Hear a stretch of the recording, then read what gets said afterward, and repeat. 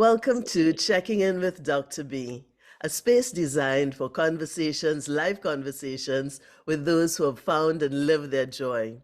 Speaking with me today is Sherrese Moise, a creative, dynamic individual who has taken her talents and in the areas of production and film, TV, and live events. And she wears a number of different hats as well, which we will discuss. Sherrese, welcome. Thanks, Dr. B. It's a pleasure. It's amazing to see you and your audience. Looking forward to chatting with you all. And yeah, this is a fun experience chatting with Dr. B. I'm catching up with my old friend. So, Sharice, tell me a little bit about your journey. What has happened over the years? Over the years, I mean, we met at Florida Memorial University, right? So this was almost 20 years ago. And my journey started there fantastically with your music program while I was doing a double major in aviation, which was fun, absolutely fun at that university. So after graduation, I moved very swiftly into the aviation industry because I really love travel and flying and planes and engineering and that type of stuff, while still keeping myself entailed in music and film and TV. And I was able to navigate myself to Los Angeles with an airline called Virgin America. And I happened to launch that airline, which was really, really fun back in those days because we embodied entertainment and flying. So being in LA opened up a lot of opportunities and doors for me. And it also became my home. California is very close to me. Yes, I'm from Trinidad and I love my home in Trinidad. But in America, I found this really cool state called California where everything was amazing. Nature, the energy, the people, the drive, the opportunities. And I have to say that those opportunities definitely I was able to embrace it and I was able to work with various different people that I never thought I would ever see or be with in this world. Make a lot of amazing friends and relationships, and it's just been a joy. I consider LA my second home, and I enjoy life there. I'm in right now. I own my own company, which is a production company called SM Elevation LLC, and we are a entertainment consultancy firm where we do various projects from live events to television production to award shows. We work with various tourism boards. We work with various film commissions.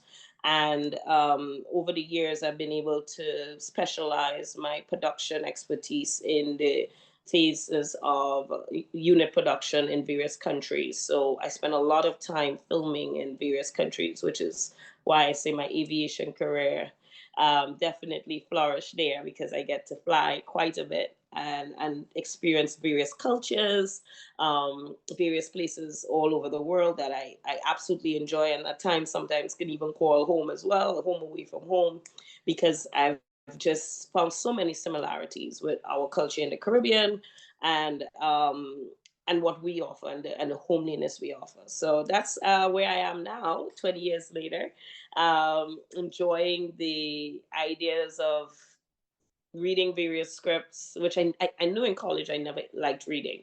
And even in high school, I didn't like reading. But now I love reading. I actually absolutely love reading. And I enjoy being able to bring what's on the page to life and work with the directors and producers and various talented actors and crew to make that happen. So the journey has been very full circle and very fun, but and exciting. A lot to learn along the way, but I'm happy to share that with you as we go along. So, Sharice, one of the things I've always admired about you is your ability to network. And you do networking in a different way. You take it to a different level because you connect with people and you're really sincere about those connections. Could you speak a little bit about how you go about that? So for me, networking, believe it or not, I'm actually very, I should say, I'm very, very selective and shy. I don't speak and talk to every and anybody. Right? But for me, networking is always about what you can do for people, not what people can do for you. So when I go into any new audience or new space, I'm always looking at people and what their needs are. And that's how my networking process begins, because I basically look at if there's a way I can help them.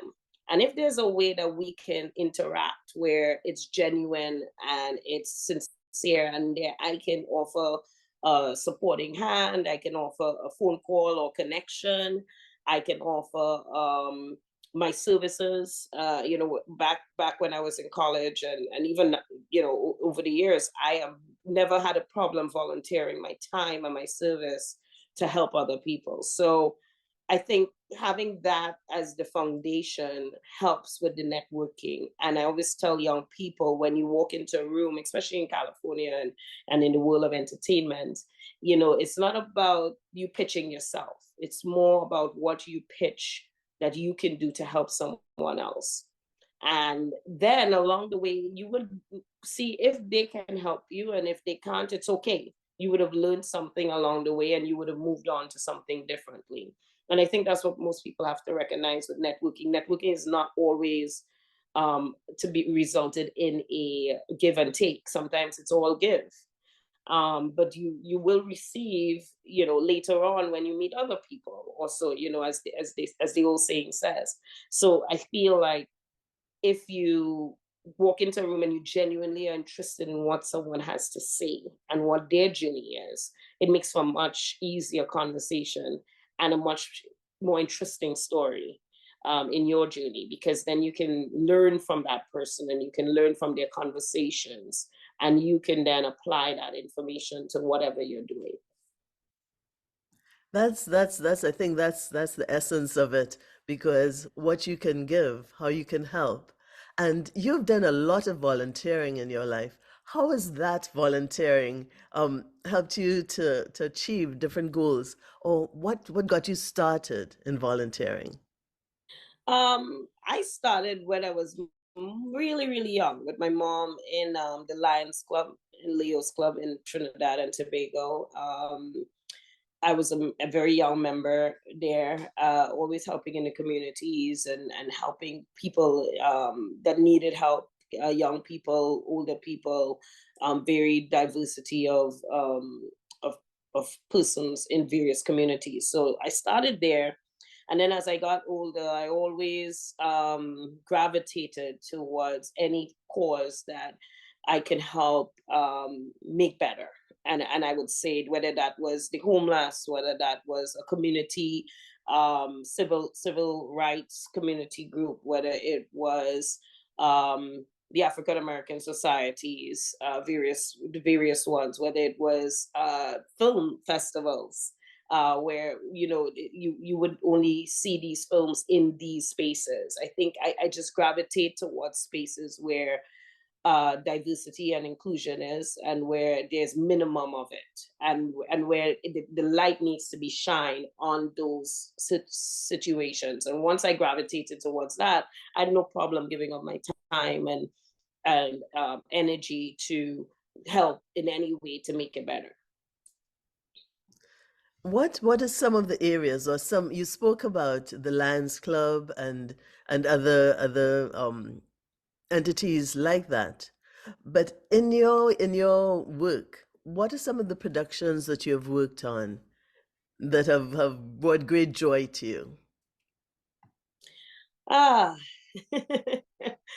I just recently worked on Sense and Sensibility, very Jane Austen movie that we've just completed for Hallmark.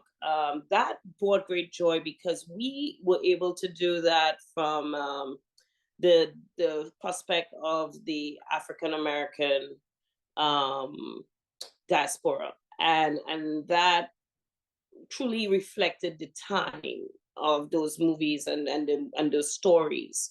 I gravitate a lot towards films that are historic, Renaissance, allow us to go into places that people don't see every day, and don't experience every day. Places like farms, humble farms, and villages and things like that. And that film allowed me to have the opportunity to do that. Another film that I really enjoyed making was Bad Dad Rehab for TV One. That one was about men and their fatherhood. I think that, personally, that a lot of credit isn't given to good fathers, and the struggles that fathers and young men have had to go through, and how they've turned around a generation of, the 80s and 90s, where we had, fathers that weren't present. And I think that not much credit was given to men that were turning that around at the time. We did that film in 2000, I think 16, and it was so relevant then, and it's even relevant today. And that film was very close to my heart, because I wanted to highlight how many good fathers there are out there, despite the different disadvantages that they have against them in the community, especially in the African American community. So that was my second really fun film, and I'm thinking on the third. There's a lot. So, but I actually really do like doing the TV shows that we do. So I'm heavily involved with the Love and Hip Hop brand. And as much as I don't watch every episode, I do watch my episodes when we're filming internationally, which are the episodes that I produce internationally. And I enjoy those because I have seen where we have transformed, from through television, the way people see different countries, cities, and experiences. Perfect example. One of my favorite ones was filming in Dubai. I spent a lot of time in Dubai over the last 12 years. I've been in Dubai every year, 2 times a year, and Dubai is like another home to me. And we filmed there, and when we were able to see it on television and what the impact was, especially in the African American community in America, who were just not knowledgeable of what you could do in Dubai on a budget, what you can do in Dubai as a woman, what you can do in Dubai on vacation. It was fantastic to see a whole new world opened up to a culture of people that just thought that their culture was closed, and their culture is by far not closed. There's a lot of Caribbean people living there. There's a lot of people from all over the world living in Dubai, and being able to show that on screen and show those interactions really excited me. I would say that was like it truly exciting, and it gives me the drive. And since then, I've worked with a couple other productions that have worked out to Dubai to kind of show the real aspect of what people experience day to day in Dubai, and as they're there. So that has been really exciting. What was it that drew you to Dubai in the first instance? Well, what the first thing that drew me to Dubai is I used to work for an airline called Emirates Airlines, and I'm still very close with that airline. And I went there several years ago and visited, and I just keep going back. And I enjoy. I will say the first thing that has drawn me to the country is it's only 50 to 51 years old now. They have developed. They take care of their people, their citizens. They are not afraid to want to succeed, but they do it with pure humility. They do it with leadership, and they do it with respect. And what I really like about the country is that they want to be successful together as a people. I truly wish that the Caribbean and other countries that are as small as the UAE would learn from them, because corruption is one thing on one end, but it's different when you have a goal, or driving with one similar goal, and that goal is to open your culture to the world, and at the same time help people, and at the same time be a place that everybody wants to go to and everybody could live. together. And it is definitely that city where everyone lives together. I mean, I have friends from every walk of life and country and culture that live there. And it's fantastic to be around because the education you learn from that and the experiences is priceless. It's also one of the safest places in the world. And that is because there's not going to be any crime and people stealing from each other. And even if there is, it's such a minute level because everyone wants to be safe. And if you can be in a country where your young kids can play in the street still and they can be kids, that is priceless in today's world. I applaud technology and advancement. I think that's necessary, and and Dubai has found a very good balance between that because, believe it or not, they're quite more advanced than we are in the Western Hemisphere when it comes to using technology like QR codes to do everything, and trains and automated trains and all of these things. So they use technology to support their life, but they don't use it to define their life. And that, I feel, is the balance that they found because they've balanced their beliefs along with their desire to still move with the modern times and grow. So, it's one of the places in the world that I think everybody should visit. If not just Dubai, the UAE, the Oman, the surrounding areas, Doha. Those are all beautiful countries and beautiful people, and truly very, very open to anyone coming to say hi and experience the culture. Hmm. I like that, using technology to support but not define. That's Yes. cool. Using going back to your film work, um, I saw in your bio that you said that you're a supervising producer. What exactly is a supervising producer? A supervising producer is very much in the world of, I should say, it's in the world of reality TV and television.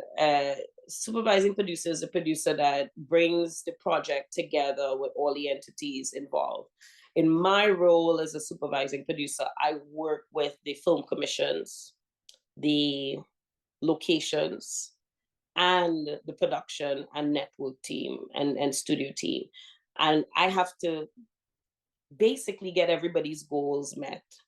I have to supervise the project on a level where I have to balance all four entities. And believe you me, all four entities want something differently, right? Right.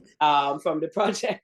So, you're constantly that person that keeps everyone on, in track to the goal while making everyone else happy as well. When you have a director who has a vision, and then you have a producer and a storyteller who has their vision, they have to come together. But then you have a supervising producer who has to bring all these other entities that make their story work. And those entities don't always go in line with what they have in mind. So sometimes you have to work creatively to persuade them differently. Sometimes you have to work creatively to collaborate with them to make it work. And a lot of times you have to work creatively to work with the time frame that you have. A lot of my projects are very timely. I do a lot of live TV, a lot of live shows, as well as a lot of very, very quick shooting. Most of our films with Hallmark is filmed within 10 to 50, as I should say, 15 to 18 days. I work with Roger Bob at Bobbcat Films, and he is also coming from the school of Tyler Perry, and they in the day. So films are filmed in 3 weeks. TV, in the case of reality TV, when you see an episode where they're on an island or they're somewhere, we're literally shooting all of that content in 5 days. So you have time that is not your friend. You have to be creative with locations. You have to have plan B, C, D, E, F, and G, because you have to be able to pivot. And the biggest word, I think, that supports me as a supervising producer on those television shows is the word pivot. I pivot very well, and I'm always trying to find that plan B that we can use if time runs out, if opportunities change, if story dynamics change. Because again, it is reality TV, so you're going along with the flow of the characters. There's no script. And in the world of scripted TV, as a supervising producer, you have a script. You have all of these different crews from different parts of the world that are working together, and then you have local culture. You think of a film like Sense and Sensibility, where we filmed in three different countries, two different countries, sorry, Ireland and Bulgaria, and that's two different languages, two different sets of people, two different looks on the film. But you literally have to also find the continuity in how it looks to make it look like it's all one of the same place. So that's some of the dynamics that we have when you're looking at whether it's a film, it's a television series, or even when you look at award shows, live award shows. You have to pivot, and you've got to produce that entity at that point where you need them, because sometimes things change, and the audience looking at you, looking at the television, doesn't know that it's changing. And if you see that it's changing, then I'm not doing my job. Ah, So you know so you're always ahead of the game a bit. You're always thinking what could go wrong, mm. and you're also thinking what could go right. I think a lot of people correct for what could go wrong, but they don't think about what could go right and then steer you in another direction. And that's a really, really good part of what we do every day. Staring, thinking about what can go right. That's so your creativity is used. You need your creativity, you use your empathy, you use your analytical skills. Oh my Yes. Sherrese, and you talk about when things are difficult or go wrong. You have broken down a number of doors, a number of ceilings gone through. What are there? How have you dealt with times when you might find that people don't want you to move forward? How have you dealt with those times? If The there word pivot works. The word pivot works a lot. I pivot. I mean, a lot of people say, and even when I was in school with you, right? I remember my first semester. I was in a class called FMC 101, and the professor there said, you're doing aviation and music. That doesn't make sense. You're undecided. And I looked at her and I said, first of all, I'm not undecided. I know exactly what I want. And if you ever heard about a man called Howard Hughes, you would know that I could do both. And secondly, I'm not coming to your class again because this is a waste of time. And the reason I did that was because I recognized from a long time ago that opportunities come in various forms. And my aunt actually was the person to tell me, don't let anybody tell you can't do anything. And I never see a barrier or wall on any opportunity, which I think is what makes it easy for me to pivot. So if I walk into a situation where, hey, there's maybe racist discrimination, it may be nepotism, it may be anything like that, or any challenge, where the door closes, I look for the other door. There has to be a way out. And I do, I value peace and time, because I do think that sometimes you've got to slow down and take a breath and think about it and really process and come up with a solution. A lot of people go a mile a minute. And I think to most people, they think that that's what I'm doing half the time. But a lot of times I do take a lot of downtime.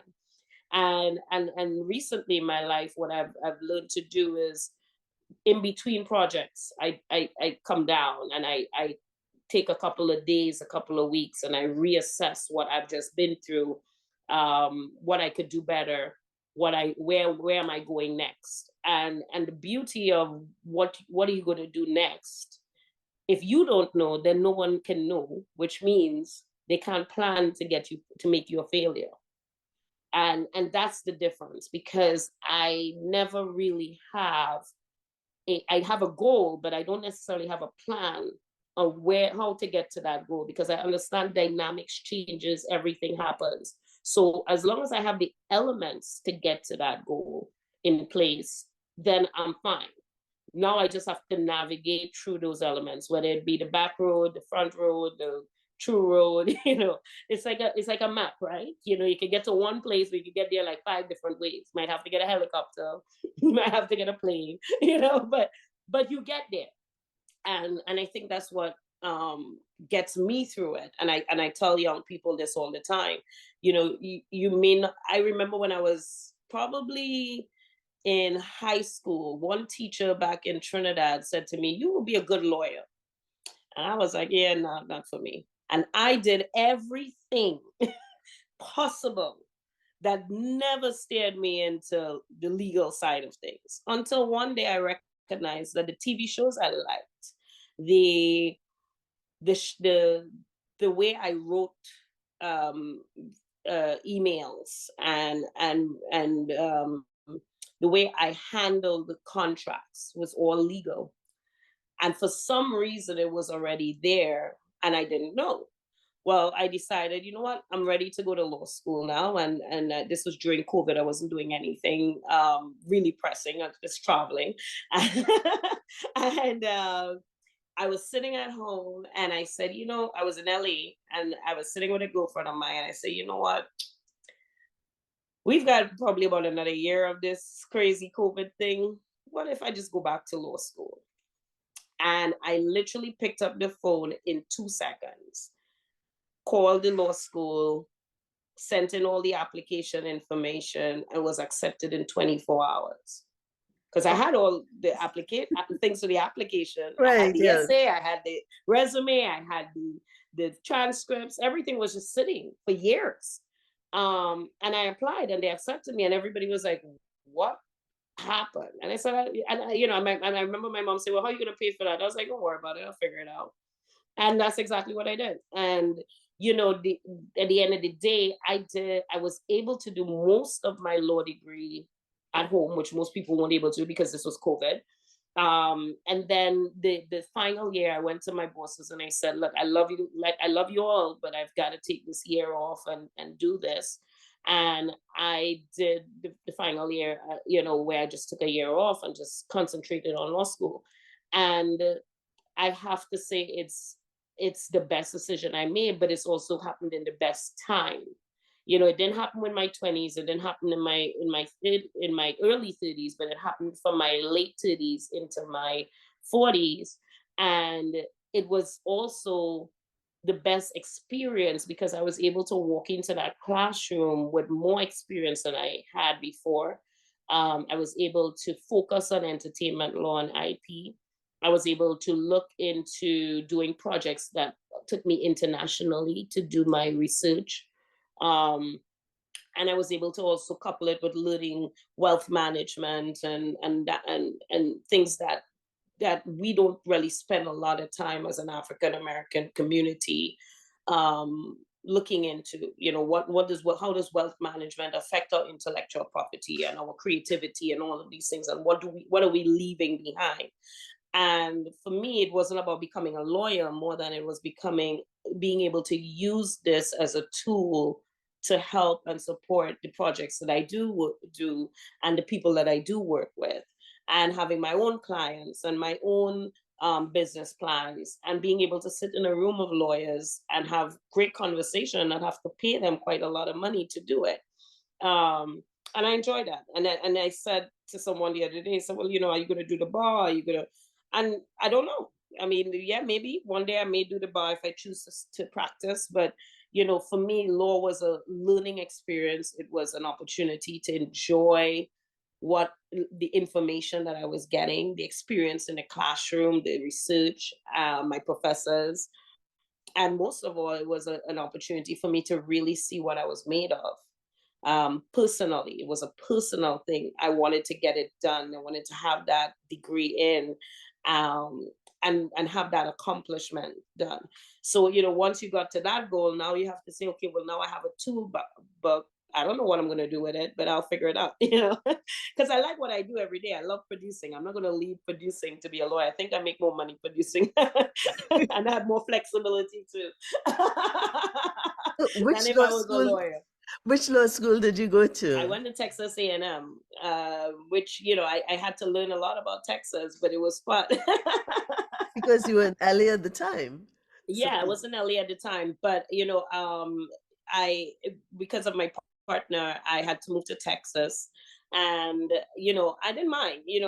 Texas allows me to settle down a bit, and so he allows me to maintain the two residences between LA and Texas with him, but definitely it allowed me the opportunity to slow down a bit, and I I laugh because it's the only state I haven't worked in where in television and film. Yet there's so much television and film in Texas, but I right. haven't because when I'm there, I'm literally just at home. I'm just kind of relaxed and, you Mm, know, being on the downtime. And it's a great jump off point to get to anywhere in the world, of course, right. things like that. So, I enjoy Texas. And the culture there. I've been back and forth there quite a bit for the last couple of years. Uh, and but at the same time, I think it was great for school. Very similar to when I went to Florida for school. I knew going to school in New York, I would be distracted. In Florida, I was able to finish and do it right. And I think that was the same for Texas. It allowed me less distraction, less opportunity for a business deal or a project to come forward, and then I have to stop doing that to do this. So a lot of times you have to know what your distractions are, Right. and you And know have yourself. to, yeah, you got to know yourself, right? And know your people, right? Because some people you can't say no to, That's true. right? So it's one of those things where you're like, oh, okay, yeah, I can't be there right now. But like I tell all my friends, I'm only a phone call away, and it doesn't matter what state, country I'm in. I can make anything happen as long as there's a cell phone and an email. So being in Texas allows me the opportunity to have that downtime and that um, home environment, that stability. Not that LA doesn't have that, but LA is all work, and when you're in LA, you're constantly on the grind and you're working and you're enjoying LA, but you're still working, but sometimes you just got to take a minute and just come down for a bit, so that's what I did do when I'm in Texas. So, Sherrese, you've already offered a lot of advice. But if there was a young person getting into this area, or one of the areas in which you work so well, what advice would you give to them? It's a good one. um Follow your instincts. Your parents give you especially as a young person, you know yourself, and you've got to follow your instincts, and sometimes your instincts might lead you wrong, but there's a lesson to be learned in that as well. um Sometimes, take a minute to digest what's going on, and take care of your mental health. That's very, very important, your mental and physical health. um if you don't, nobody else will. So that will be my advice. I think no matter what career or path you choose, there's always another door, another opportunity. Don't say no. The word no and impossible should not exist, because you could learn 10 million things from 10 million different experiences, and at some point it's going to come back to help you in another experience. Don't think you're never going to be the SVP or the CEO, or because if you limit yourself, you're never going to actually get the full potential of what could be. I think the world has proven that anything can happen at any time. So that applies to each person, it applies to each situation. So, as a young person, if you start putting ceilings on yourself and levels on yourself, you're only doing yourself harm.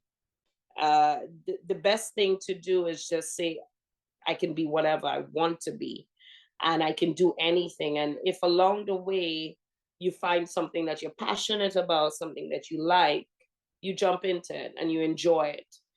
The day you stop enjoying it, move on to something else. Don't be afraid. It's not, you can put the same skill set in being a doctor into doing business. You don't have to necessarily leave doing medicine to go not, do that. You can put the same skill set in being a nurse into owning your own shop or your business. It's two different things, but it's all about applying the skills and applying the knowledge and being able to use common sense and street sense to make things happen. When you put all of that together, you can totally shift dynamics. I don't like hearing when people say, well, I had to do that job for 35 years or 40 years. Well, I tell people, put time limits on that. I used to do that back in the day. I was with Virgin America Airlines for 6 years. And I remember when I started working with them, I said, you guys got 5 years. Well, actually, I told them 3. I said, y'all got 3. In my head, I said it was 3 years. I'm going to come in here, I'm going to work, I'm going to go as far as I could for 3 years, and then I'm going to move on. I liked the airline, so I stayed at 5. And on the 6th year, I was like, bye. And I went to Emirates. And I think that's, you have to at times challenge yourself to change, because you're going to get so comfortable in that job or those co-workers and all these things, and then all of a sudden these jobs and co-workers, guess what, it goes away because somebody, the airline merges, the company manager, somebody comes in, a new management team comes in, and they don't work with you well, or you end up not getting promoted after working 30 something years to get to that point. You've sacrificed, you've done that. Why? Why do that? You can do the best you can do within the time that you're there, and then move on. And if those friends are your friends, they'll move on, they'll move with you, and you'll talk with them still, and you'll keep in touch. And if those situations are good, you'll go on and you'll make more money and make more opportunities. But if you sit there and say, I have to do this, and you're just aiming for that $200,000 ceiling at that, manager level, you're not really opening up yourself to opportunities that could get you 500,000, 1 million, 2 million. And that's just because you're scared. I mean, and realistically, you could be scared to fail, or you could be scared to achieve. I think, most people choose failing, but I think it's better to choose succeeding, because if you do succeed, the worst that can happen is that you fail, right? That's If you true. don't succeed, right? If you don't succeed, the most that can happen is you're gonna fail. So you're gonna fail anyway, Right. right? So, but if you at least succeed and you don't fail, then hey, you got something new out of it, right? So, Exactly, exactly. I love so it's better challenge to yourself. do, I yeah, love challenge challenge yourself, yourself to get change. yourself out there. So, Yeah. yeah, that's the advice I would give to any young person trying to figure it out. Oh, Sherrese, it has been such a pleasure talking to you today. Thank you. Oh, Always a pleasure, Dr. B. Thank you so much. I mean, this has been fun, and I'm happy to chat and mentor anyone. One of the reasons why I'm successful is I have a lot of really good mentors.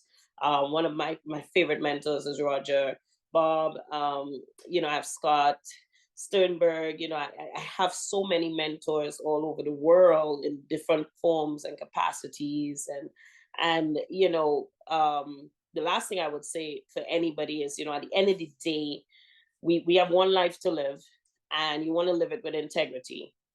And I always say that when I die, the one thing that I want people to say is that I lived with integrity. Because you can't take the money with you, you can't take the friends with you can't take anything with you. But one thing you would take is who people knew you as. Are you going to be an honest individual who always supported people, or are you going to be that person who people don't have anything really good to say? And it's not about friendships and popularity or anything. The game doesn't work that way. It really works when you think about the integrity in anything you do.